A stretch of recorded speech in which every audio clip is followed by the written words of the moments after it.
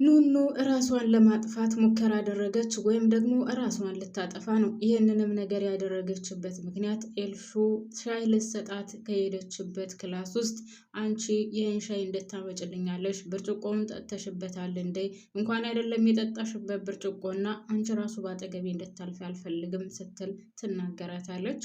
እንግዲህ ኑኑ ምን አድርጌ ነው ለምን እንደዚህ ትናገሪኛለሽ ስትላት ምን ታስመስያለሽ እንደማያውቅ ሰው ትሆኛለሽ እንዴ እኔና አንቺ ስለምን እያወራው እንደሆነ ይገባናል ስለዚህ አለችና ተነስታ ጆሮዋን ቅርጭም አድርጋ ይዛ አንቺ ካሁን በኋላ ካጠገባችን እንዳትደርሺ የምርመራው ውጤት አይቻለሁ HIV ቫይረስ አለብሽ ለእያንዳንዱ ሰው እየተናገርኩኝ ሁሉም ሰው ከሚያገልሽ በተለይ ደግሞ ከወንድሜ እንድትርቅ ይፈልጋለሁ አንቺ ገጠሬ የወንድሜ ሚስት ደግሞ የተሻታላያችን ቆንጅዬ እሷን ነው የሚያገባው አንቺን አይነካሽም ቦታሽን እወቂ ብላ ተናግራታለች።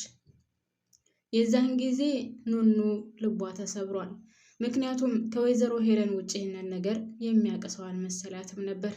ልቧ ተሰብሮ እያለቀሰች ጮክ ብላ እያለቀሰች ወደ ክላሷ ነበር የገባችው። ውሳኔዋም አንድና አንድ ነው። ከዚህ በኋላ መኖር የለብኝም ብላ ለምትወዳቸው ሰዎች መናገር ያለባትን በደብዳቤ አስቀምጣለች።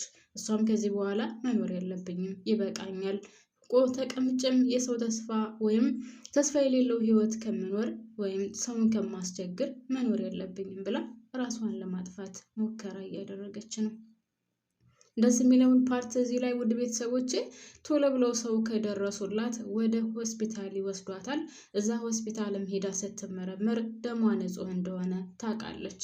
ከዛ ውጭ ግን ሰው ቶሎ ካልደረሰላትና በራሷ ላይ ትልቅ ጉዳት ደርሶ ብዙ ደም ከፈሰሳት በሷ ላይ ምናልባትም የህይወት መጥፋት ችግር ሊደርስባት ይችላል። ነገር ግን ሰው ቶሎ ደርሶላት ወደ ሆስፒታል አፋፍሰው ከወሰዷት የራሷን ጤንነትም በራሷ ጆሮ ትሰማለች። ምክንያቱም ወደ ቤተሰቦቼ እሷ ምንም በሽታ የለባትም። በዛ ላይ ለወይዘሮ ሄለንም እኔ ጤነኛ ነኝ ውስጥ የምንም አይነት በሽታ አይሰማውም ብትላትም ዝም ብለሽ ይልቁንስ መድኃኒቱን ውሰጂ የአንቺን በሽታ ከኔና ካንቺ ውጭ ማንም የሚያቀልም ብላታለች። ወይዘሮ ሄለን የባለቤቷ መሞትና የባለቤቷ ማረፍ ምንም መስሎ አልታያትም። እንደውም ተንኮሏን ቀጥላበታለች። አረ ምን እሷ ብቻ ለልጅቷ ራሱ ኤልሻዳይ አባትን የሚያክል ነገር ሞቶ ነገር ግን እሷ የሚያሳስባት አሁንም የኑኑ ጉዳይ ነው። አንቺ በእኛ ልክ አይደለሽም ቦታሽን ወቂ አንቺ ዝቅ ያልሽነሽ አንቺ ባላገር አንቺ ብቻ ምን ልበላችሁ ስለመለጠቻት ሳይሆን ሰው ስለሚወዳት ወንድሟም ከሷ ነው አዶናይም ከሷ ነው። እሷን ማንም ዘወር ብሎ አያያትም። በዚህ በጣም ትቀናለች። ውድ ቤተሰቦቼ በያላችሁበት ሰላማችሁ ብዝዝት ትርፍርፍ ይበልልኝ። በዓለም ዳርቻ ያላችሁ ቪዲዮ የሚደርሳችሁ ሁላችሁም ላይክ በማድረግ እንድትጀምሩ ትላለሁ። ውድ ቤተሰቦቼ አዲስ የሆናችሁ ካላችሁ ደግሞ ሰብስክራይብ አድርጋችሁ ቤተሰብ ሁኑ። ድራማው በጣም የሚያሳዝን ነው። በጣም አስተማሪ ታሪክም ያለው ነው። ነገር ግን ያፌት አሁን ለጊዜው የለም። ለምን ይሆን? ወይዘሮ ሄለን በጣም ትፈራዋለች ከሚገባው በላይ ቂጧን እስከሚንቀጠቀጥ ነው የምትፈራው። ነገር ግን አሁን ደግሞ ለጊዜው የለም። የሆነ ሰው ግን እየደወለ ከቤቱ ትለቂያለሽ፣ ይህን ቤት የምትለቂበት ጊዜ ትንሽ ነው የቀረው እያለም የሚያስፈራራ ሰው አለ። አቶ ቶማስ እኔ በበኩሌ ሞቷል ብዬ አላስብም። ምክንያቱም የሬሳ ምርመራ አልተደረገም ወይም ደግሞ መታችሁ ሬሳውን እዩ አልተባለም። ብቻ ሞቷል ነው የተባለው። ሲቀጥል የድርጅቱን ካርታና የቤቱን ካርታ የት እንዳደረገው አይታወቅም። እሱ ራሱ ደብቆታል። የት እንዳደረገው ግን አልተናገረም ሀታ ለወይዘሮ ሄለን ራሱ። ስለዚህ አቶ ቶማስ መሲ በላከችለት ቴክስት እንግዲህ መሲ ምን አይነት ቴክስት እንደላከችለት እስካሁን ማንም የደረሰበት ሰው የለም። ስለዚህ ያን ቴክስት አይቶ ምን ወሰነ ምን አደረገ የሚለውን እንግዲህ ወደፊት የምናየው ይሆናል ማለት ነው። በሌላ በኩል የመሲና የቴድ ነገር ነው። ቴድ እንግዲህ እዛ ቤት የመጣው ያው እሷ ወይዘሮ ሄለንና ቶሎ ብትለውም ነገር ግን ያንኑ አጋጣሚ አድርጎ መሲን ለማየት ነው። መሲ ደግሞ እሱን ስታየው በጣም ነው የደነገጠችው።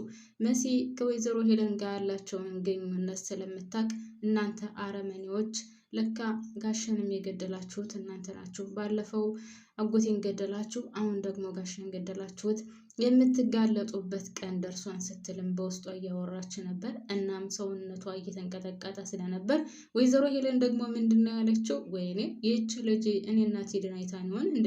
ከዚህ በፊት አብራ አይታን ይሆን እንዴ? እያለች በራሷ ዙሪያ እየተጨነቀች ነው።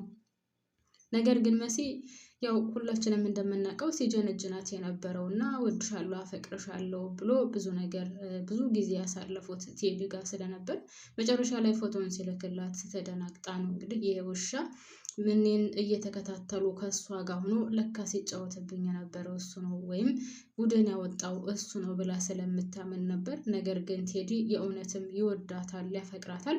ከወይዘሮ ሄለን ጋር በነበረው ግንኙነት ለመጨረሻ ጊዜ ወስኖ በቃኝ ባለበት ሰዓት ነበር እንግዲህ ለሷም ደውሎ ፎቶውንም የላከላት ማለት ነው። ነገር ግን ሁላችንም አሁን በመሲ ቦታ ሆነን ብናስበው እኔ በበኩሌ እንደሷ ነው የማስበው። ምክንያቱም ይህ ሰውዬ ከወይዘሮ ሄለን ጋር የሚሰራ ነው። ወይዘሮ ሄለን ደግሞ ምን አይነት መጥፎና ክፉ እንደሆነች መሲ ጠንቅቃ ታውቃለች። እንግዲህ ገና መጀመሪያውን ካያችሁት ውድ ቤተሰቦች ይህን ድራማ ወይዘሮ ሄለን ቶማስን ከኋላ ሆና በሽጉጥ ልትመታው ስትል ሄለን መሲ አይታት ከዛ ሻሂ ይዛ እየመጣች ስለነበረ ሻሂውን በቆመችበት ትለቀዋለች። ከዛ ተነጋግጣ ምናምን እሷም ሽጉጡን አስቀምጣ ከዛ ጊዜ ጀምሮ ነው እንግዲህ መሲን ስታስፈራራት የነበረው ወይዘሮ ሄለን። እንደውም ኤልሹ ገፍታት ወድቃ እያለ አፍና ልትገላት የነበረውም በዛ ምክንያት ነው። ምክንያቱም ጉዷን ታውቅባታለች፣ ጉዷን ታውቃለች ለእያንዳንዷ ስታደርገው የነበረውን ነገር ማለት ነው። ስለዚህ ከዛ ጊዜ ጀምሮ ከቴዲ ጋር እንደምትሰራ ደግሞ መሲ ጠንቅቃ ታውቃለች። በዛ ላይ እንግዲህ አላስታውስም ብላ በነበረበት ሰዓት ለእያንዳንዷ ሁሉንም ነገር ታስታውስ ነበር ማለት ነው። ሰው አሁን ሁለቱን አንድ ላይ ስታያቸው በበኩሌ እኔም በእሷ ቦታ ብሆን በፍጹም አላምነውም ነበር። ነገር ግን ወደ እሷ ክላስ መጥቶ እንግዲህ ምንድነው ያደረገው? አንቺ እኔን ከማመን ውጭ ሌላ ምንም አይነት አማራጭ የለሽም፣ ይልቁንስ እኔን እሽ ብለሽ ተቀበይኝና እኔና አንቺ አንድ ላይ ሆነን እሷን መበቀል አለብን ያላት። መሲ እንግዲህ አሁን እዚህ ላይ ሁለት ልባ ናት። አንደኛ ደረጃ እውነትም እሷን መበቀል ትፈልጋለች። ሁለተኛ ደረጃ ደግሞ ይሄ ሰውዬ ከወይዘሮ ሄለን ጋር ሲሰራ እየቆየ ነው። ከመጀመሪያ ጀምሮ ከእሷ ጋር ነው ግንኙነቱ። መጥፎም ሆነ ጥሩ ነገር አብሮ ሲያደርጉ የቆዩ ናቸው። ስለዚህ እንዴት ብላ ትመነው? አሁን መሲ ሁለት ልባ ናት። ትቀበለው ወይስ አትቀበለው? ግን ቴዲ የእውነት ከልቡ ነው የሚያፈቅራት፣ ከልቡ ነው የሚወዳት። እሷ ግን ይህን ነገር ደግሞ አምና መቀበሉ ከባድ ሆኖባታል። ውድ ቤተሰቦቼ ትቀበለው ወይስ አትቀበለው? እናንተ ምን ትላላችሁ? በሌላ በኩል ደግሞ ወንድምየው ነው። ወንድምየው እንግዲህ እህቶቹ ሰላም መስለውት ወይም ደግሞ ምንም አይነት ችግር እንደሌለ አስቦ ሊመለስ ነው።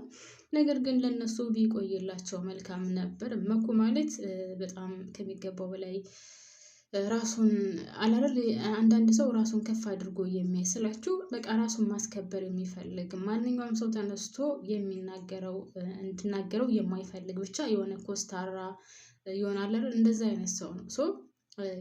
እዛ ቤት ደግሞ እስካለ ድረስ ያም ይህም ይናገረዋል ማለት ነው። በዛ ላይ ከአዶናይ ጋር ያላቸው ግንኙነት ደግሞ ትንሽ ጠበቅ ያለ ነበር። ስለ ወይዘሮ ሄለን እንግዲህ ገጠር ሄዳ ልጆች እንደምትሰበስብ ምናምን ብቻ መኮንንም ራሱ ብዙ ነገር ያውቃል። ነገር ግን ደግሞ በማመንና ባለማመን መካከል ሆኖ ነው እያሰበ ያለው። እንግዲህ አዶናይ ግን 100% ወይዘሮ ሄለን የሆነ ችግር እንዳለባት እና የሆነ ነገር እየሰራች እንደሆነ ጠንቅቆ ያውቃል። ነገር ግን ሁለቱ አንድ ላይ ሆኖ ቢሰሩ ከሚፈልጉት ቦታ ይደርሱ ነበር።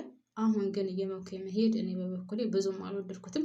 አንደኛ በተለይ ለእህቶቹ ሲል መቀመጥ ነበረበት። ሁለተኛ ደግሞ ከአዶናይ ጋር ያላቸውን ግንኙነት ሁለታቸው አንድ ላይ ሆኖ ቢሰሩና ሁለታቸው አንድ ላይ ሆኖ መረጃውን ቢከታተሉ ከሚፈልጉበት ቦታ ይደርሱ ነበር። ነገር ግን አሁን እሱ ገጠር ሄዶ እዛም ሄዶ ለማጣራት ይሞክራል። አዶናይም እዚህ ብቻውን ሆኖ ምንም ነገር ይሳካለታል ብዬ አላስብም። ከአንድ ሁለት ይሻላል ይባላል አይደለ? ስለዚህ ሁለታቸው አንድ ላይ ቢሆኑ መልካም ነበር። ነገር ግን ያ ሊሆን አልተቻለም። እንግዲህ እሱ ሊሄድ ነው። ጧት ተነሰች እሄዳለሁ ብሏታል። እህቱን ተሰናብቷል። ነገር ግን የምንሻ ነገር በጣም ሞቶ ነበር። ኑኑን ግን እንደዚህ የሆነች ራሱ እያለቀሰች ራሷን ልታጠፋ ነው፣ ጩሃ ነው የምታለቅሰው ምናምን። ይህ ሁሉ ሲሆን ግን እሱ አላያትም። እሱ አልመጣም። ከአዶናይና ቤሉል ነው ምናምን ቤሉል ነው እንደዚህ ነገር ብቻ ስሙ እያዘልኝ ነው። ለማንኛውም ከቤሉል ጋር ሁለታቸው ናቸው። እንደውም አንድ ጊዜ አዶናይ ሲያቅፋት፣ አንድ ጊዜ ደግሞ ቤሉል ሲያቅፋት እንደዛ እየነበሩት ማለት ነው።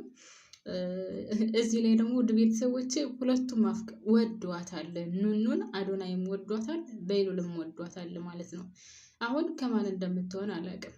እሷ ግን እህቷ በተለይ ደግሞ ከወንድሜ ራቂ ስላለቻት እህቱ ማለት ነው የቤሉል እህት ከወንድሜ መራቅ አለብሽ፣ በፍጹም ካጠገቡ እንዳይሽ አልፈልግም ስላለቻት እንግዲህ ቤሉልንም በጣም ተቆጥታ ነው ወደዛ ዞር በልልኝ፣ አዶናይ እያጽናናኛል ግዴታው የእሱ ነው ስትልም መጥፎ ፊት ሰጥተዋለች። ነገር ግን አዶናይንም ቢሆን ወደሆኑ ነው ተቆጥታ ከዛ ክላስ እንደወጣ እያደረገችው። እንግዲህ ኑኑሻ በጣም ተስፋ ቆርጣለች። መኖር አትፈልግም፣ መሞት ነው የምትፈልገው። እንግዲህ ለምትወዳቸው ሰዎችም ደብዳቤዎችን ጽፋለች። ለእናቷም ቢሆን ወንድሜና እህቴ የምትፈልጊውን ነገር ያደርጉልሽ፣ እኔ ከተወለድኩ ጀምሮ እያሰቃየሁሽ ነው የቆየሁት፣ እናቴ ይቅርታ። ወንድሟንም ቢሆን በዓለም ላይ አሉ ከተባሉ ምርጥ ወንድሞች አንዱ አንተ ነህ፣ እወድሃለሁ ስትል ደብዳቤ ያስቀምጣለታለች ማለት ነው። ነገር ግን እዚህ ላይ ምናልባትም የእሷ ጥሩ እድል የሚመጣበት ይሆናል ብዬ ነው የማስበው። ምክንያቱም አሁን ሰው ቶሎ ደርሶ ያው እንግዲህ ሁላችንም እንዳየነው እጇን በምላጭ ቆርጣ ደም እየፈሰሳን ነበር። ስለዚህ ደሙ ሲፈስ ቶሎ ብሎ ሰው ደርሶ ወደ ሆስፒታል ከወሰዳት ያው ምርመራ ታደርጋለች። የኤችአይቪ ቫይረስ ደግሞ ምንም አይነት በደሟ እንደሌለ ታውቃለች። ሰው ከዛ በኋላ ነፃነቷን ታውጃለች ማለት ነው። እኔ በበኩሌ እንደዛ ነው የማስበው። ነገር ግን ይህ የሚሆነው ሰው ቶሎ ብሎ ደርሶ ወደ ሆስፒታል ከወሰዳት ነው። ውድ ቤተሰቦቼ እናንተስ ምን ትላላችሁ? ይህን ነገር የምታውቅበት ጊዜ ይደርስ ሲሆን ውድ ቤተሰቦቼ ሀሳብ አስተያየት እስኪ አካፍሉኝ። እኔ እዚህ ላይ አበቃለሁ። ባባይ፣ እወዳችኋለሁ።